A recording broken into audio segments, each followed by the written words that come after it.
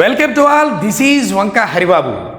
మనం time and డిస్టెన్స్లో దానికి సంబంధించినటువంటి next appendix parts relative speed, సాపేక్ష వేగము అంటారు. తెలుగులో రిలేటివ్ స్పీడ్ని సాపేక్ష వేగము అంటారు. రిలేటివ్ స్పీడ్కి సంబంధించి అంటే ఏంటో తెలుసా నాన్న, ఇప్పుడు మన సినిమాలో పాట ఫాలో ఫాలో ఫాలో అని పాట ఉంది కదా. అంటే ఏంటంటే ఒకళ్ళ వెనకాల ఒకళ్ళు ఫాలో అవుతున్నారు అనుకోండి. ఒక ఒక ఒక ఒక బండి ఒక స్పీడు వెళ్తుంది, దాని వెనకాల ఇంకొక స్పీడ్లో వెళ్తుంది ఇంకొకళ్ళు. ఈ రెండు కలిపి ఒక రిలేటివ్గా, ఈ రెండింటికి కలిపి ఒక రిలేషన్తో ఒక స్పీడ్ తయారు చేయొచ్చు. ఒకళ్ళు అటుపక్క వెళ్తున్నాడు, ఒకటి ఇటుపక్క వెళ్తున్నాడు, ఒకళ్ళు అటుపక్క వెళ్తున్నారు, ఒకటి ఇటుపక్క వెళ్తున్నారు. ఈ రెండు స్పీడ్లు ఉంటాయి మన దగ్గర. రెండింటి కలుపుతూ ఒక రిలేటివ్ స్పీడ్ తయారు చేయొచ్చు. రెండు ఒకవైపుకి వెళ్తున్నా, రెండు ఆపోజిట్ డైరెక్షన్స్కి వెళ్తున్నా, మనం ఆ రెండు స్పీడ్స్ని కలిపి ఒకే స్పీడ్ లాగా మార్చగలిగే ప్రాసెస్ ఏదైనా ఉందంటే దట్ ఈస్ రిలేటివ్ స్పీడ్. దాన్ని ఆర్ఎస్ అంటాం, మనం సాపేక్ష వేగము అంటాం. ఇది టైమ్ అండ్ డిస్టెన్స్లో ఒక అంతర్గతమైనటువంటి భాగం. సో దీంట్లో మనం ఒక 5 కాన్సెప్ట్లు చెప్పబోతున్నాను. బేసిక్స్. ఫస్ట్ కాన్సెప్ట్లో రిలేటివ్ స్పీడ్ హెడింగ్ పెట్టుకోండి.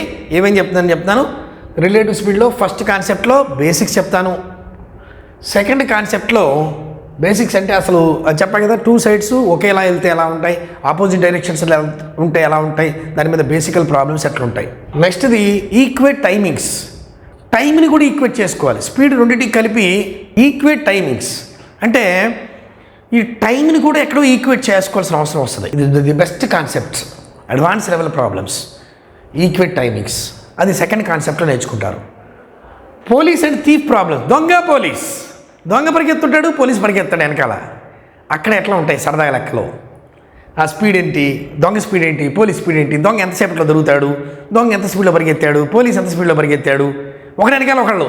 మీకు చెప్పా కదా, రిలేటివ్ స్పీడ్ అంటే ఒకళ్ళ వెనకాల ఒకళ్ళు కానీ, లేకపోతే ఒకటి అటు వెళ్తున్నాడు ఒకటి ఇటు వెళ్తున్నాడు అట్ట కానీ ఉండి ఇలాంటి సందర్భాలు. పోలీస్ దొంగకి వచ్చింది కదా, పోలీస్ వెనకాల దొంగ పరిగెత్తాడు, లేదా దొంగ వెనకాల పోలీస్ పరిగెత్తాడు.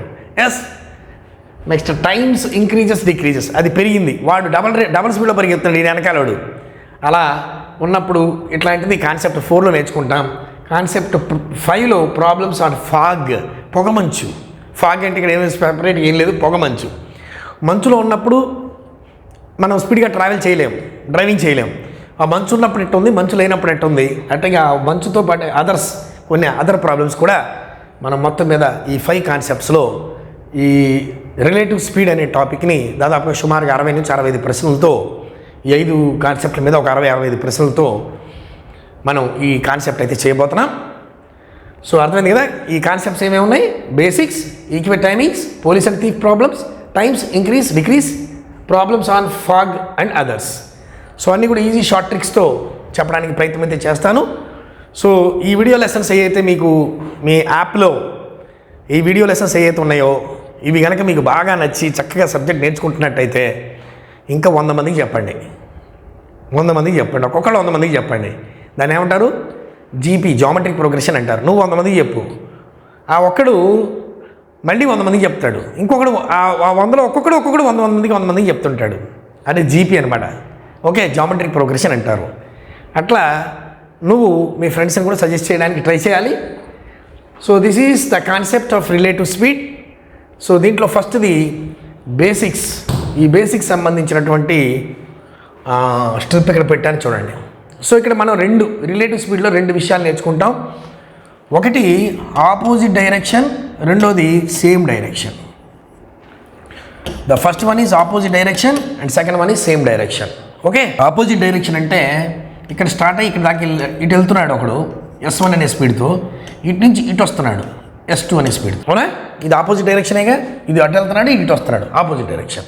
లేదా ఒక పాయింట్ బేస్ చేసుకుని ఇటు నుంచి ఇటు వెళ్తున్నాడు వీడు, ఈ పాయింట్ బేస్ చేసుకుని ఇటు నుంచి ఇటు వెళ్తున్నాడు, ఇది కూడా ఆపోజిట్ డైరెక్షనే. అవును కదా.